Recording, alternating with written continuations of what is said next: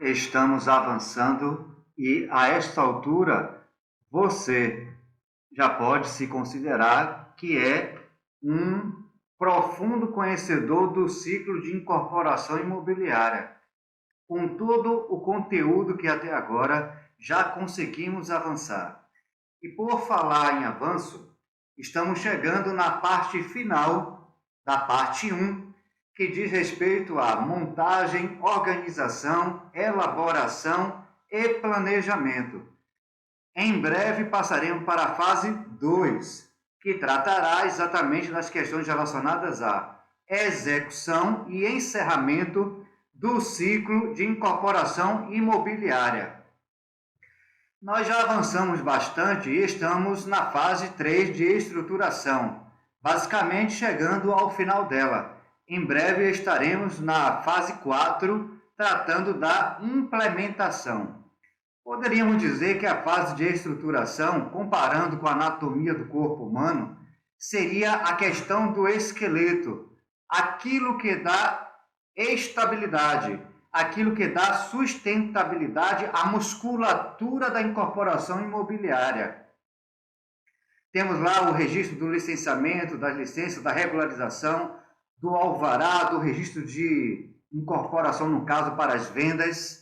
E agora vamos tratar da parte final da estruturação, que é exatamente a elegibilidade, as questões da regularidade jurídica e societária, para que o ciclo tenha em si uma plataforma estável para desenvolver tudo, do início até o final, de forma regular, atendendo governança, atendendo a questões de compliance, com obrigações com a sociedade, obrigações com o governo, obrigações com clientes, com os veículos que permitem exatamente esse tipo de situação. E quais são eles? Veremos agora a partir dessa aula. Estamos tratando basicamente da nossa sequência que apresentamos lá no início, do capítulo número 5, que é a estruturação financeira e societária. Dentro do nosso ciclo, nós vamos justamente finalizar essa etapa da estruturação com a agenda de planejamento societário, fiscal e contábil e financeiro. Este quadro, inclusive, que você vê à frente, já colocamos eles em outra aula, mas com uma abordagem diferente. Colocamos, primeiramente, que para fazer o planejamento financeiro, você precisaria ter o cronograma executivo, precisaria ter o orçamento detalhado e precisaria ter também a viabilidade definitiva. Todos esses pontos eram a base e servem de ferramentas de entrada num processo de planejamento financeiro e estruturação financeira. São ferramentas de entrada, mas elas não são as únicas.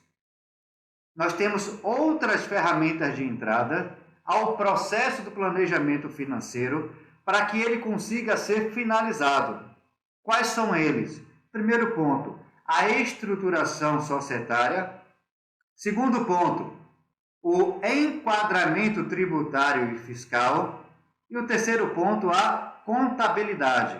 Esses três pontos também constituem ferramentas de entrada no processo do planejamento financeiro e estruturação financeira. Ao observarmos aí o item número 1, relacionado à estruturação societária, ela estabelece justamente o que nós chamamos de governança corporativa. Lá estão os níveis determinados sócios, definição do negócio, com todas as suas obrigações e deveres. Nós temos dois veículos principais que vamos abordar nessa aula para a constituição societária, para conseguir dar andamento aos objetivos do ciclo de incorporação imobiliária, que são sociedade de propósito específico e sociedade em conta de participação. Passado isso, seguindo para o número 2, ou seja, uma vez estabelecido a constituição societária, eu posso, então, a partir disso, fazer o que nós chamamos de enquadramento tributário e fiscal.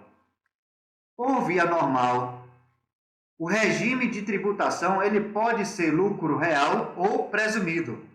Mas vamos abordar especificamente casos especiais do ciclo de incorporação imobiliária, que é o RET, que é o Regime Especial de Tributação, e o Patrimônio de Afetação, que são casos específicos que podem garantir ao empreendedor, ao incorporador, uma vantagem competitiva por aderir a esse enquadramento tributário e fiscal.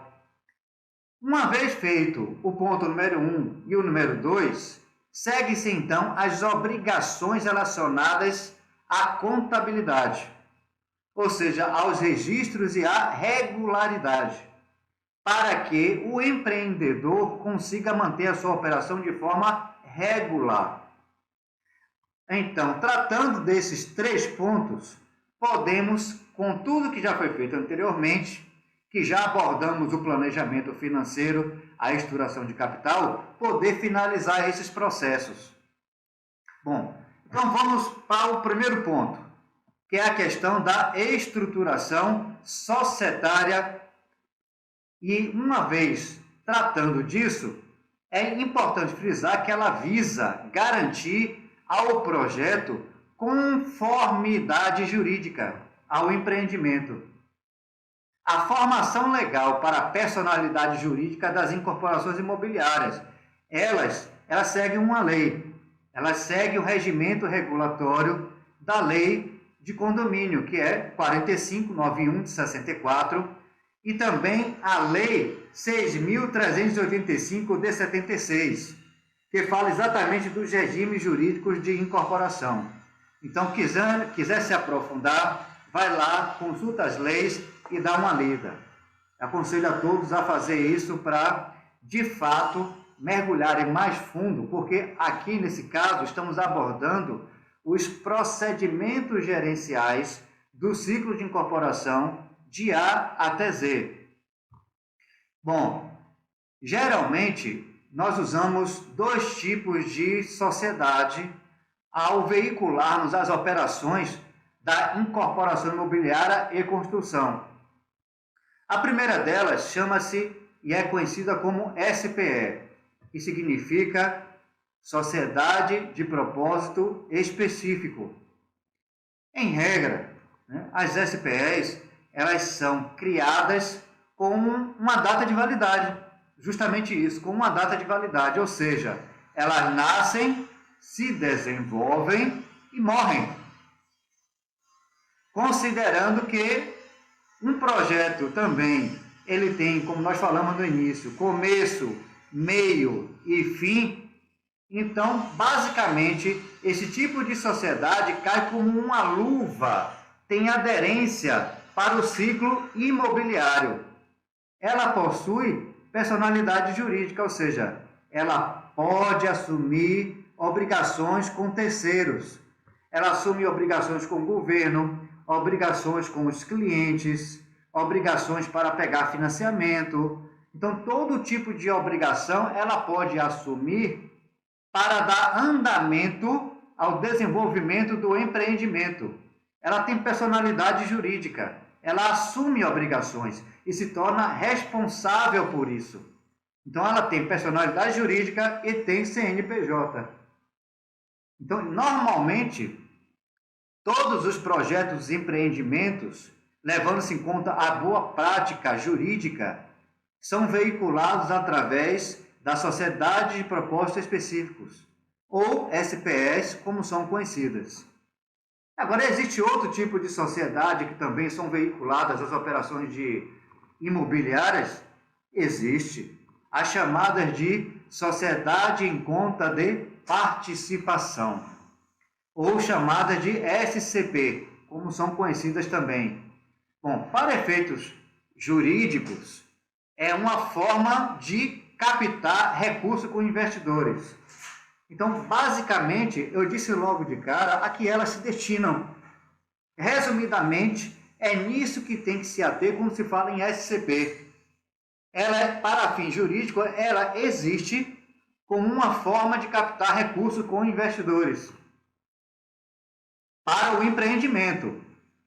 Porque a obrigatoriedade é que esses recursos sejam destinados para desenvolver o empreendimento e não ser desviados para outra finalidade.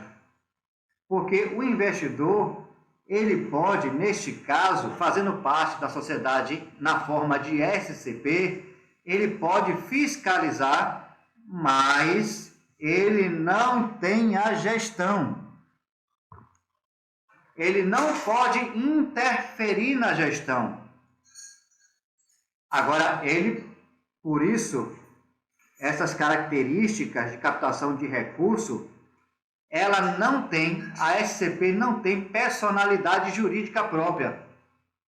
Ela não assume compromisso com terceiros, a não ser pelo sócio que tem o papel ostensivo dentro dela de desenvolver um negócio. Por que eu estou falando isso?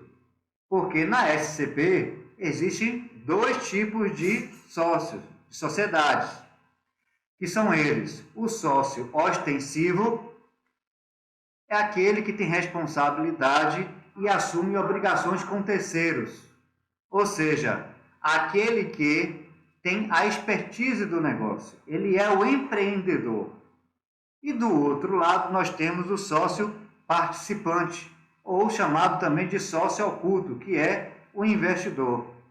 Então, na SCP, basicamente o mecanismo é uma operação em que um sócio investidor coloca dinheiro ou recurso na mão de um sócio empreendedor, que é o sócio ostensivo, que desenvolve um negócio, e ao final o sócio participante participa do resultado. Se lucro, lucro. Se prejuízo, prejuízo. Então, para exemplificarmos melhor essa configuração, nós desenvolvemos exatamente nesse painel que você está vendo na frente um resumo básico das principais diferenças da SPE e da SCP. Então, diante de nós, tem um quadro no qual nós podemos fazer uma comparação das duas modalidades de sociedade e entendermos em que caso se aplica cada uma e a sua utilidade dentro do ciclo imobiliário. Tratando primeiro da questão da SPE, Sociedade de Propósito Específico. Ela nada mais é do que o veículo para a administração da incorporação. Ela pode ser constituída no formato de sociedade limitada ou empresarial, como é conhecida, ou anônima. Agora, ela tem que ter um propósito específico e com um tempo determinado. Geralmente, esse tempo determinado é até a execução, a resolução completa do objeto do empreendimento, ou seja, do ciclo imobiliário. Ela se encerra com o último ato, que é a constituição do condomínio e os encerramentos com as obrigações financeiras e fiscais lá no final do ciclo. Ela tem também um contrato social, e esse contrato ele é registrado na junta comercial.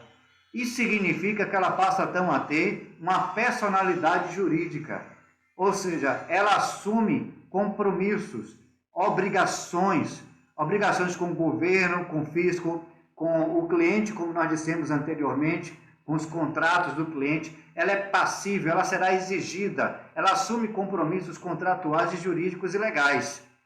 É ela que faz esse papel. E ela passa a ter, então, o papel de ser a empreendedora. É aquela parte do negócio que tem a expertise para desenvolver o ciclo imobiliário.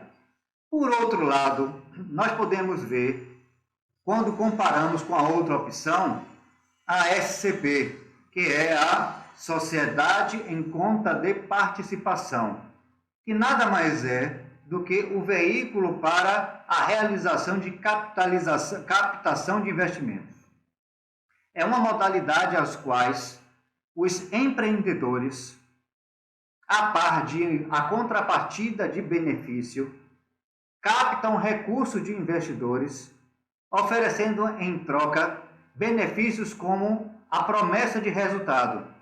Sobre isso, então, os investidores aportam recursos, mas não na SPE, numa sociedade chamada SCP, Sociedade em Conta de Participação. Daí, então, surgem as duas figuras.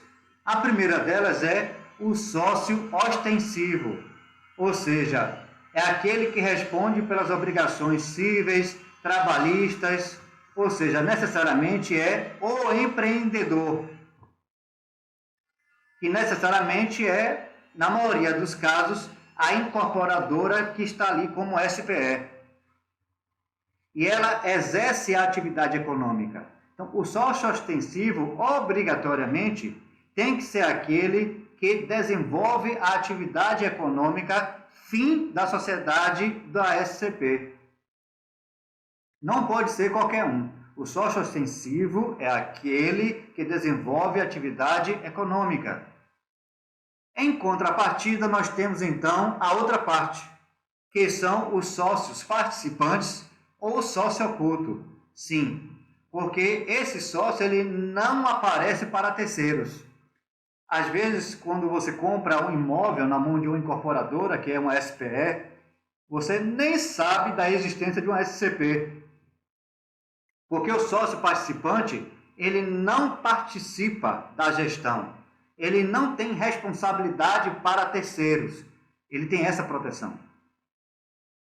Eles aportam recursos e, basicamente, o que deve ficar claro é que ele não interfere na gestão. Caso isso venha a acontecer, descaracteriza a sociedade em forma de conta de participação.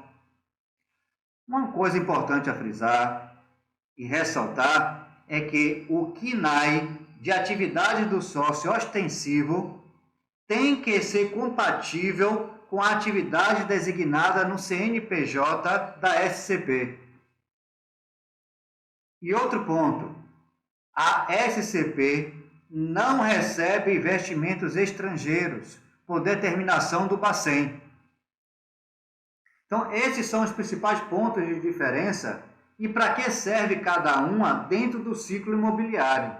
Então, basicamente, em resumo, nós temos que a SPE tem CNPJ, a SCP também tem CNPJ.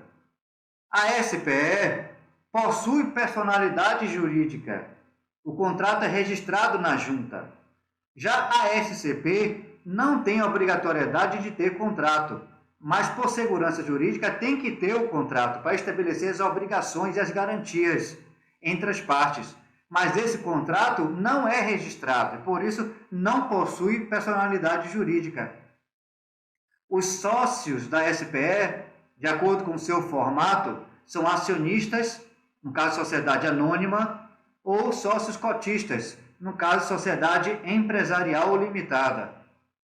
Então, esses são os principais pontos para que serve cada uma, para sabermos utilizar isso, os mecanismos jurídicos, a fim de, ao fazermos as operações, termos a oportunidade de executá-las de forma regular. Então, esses são os principais pontos na estruturação societária, na etapa de estruturação. Espero que tenha ajudado a todos com esse assunto.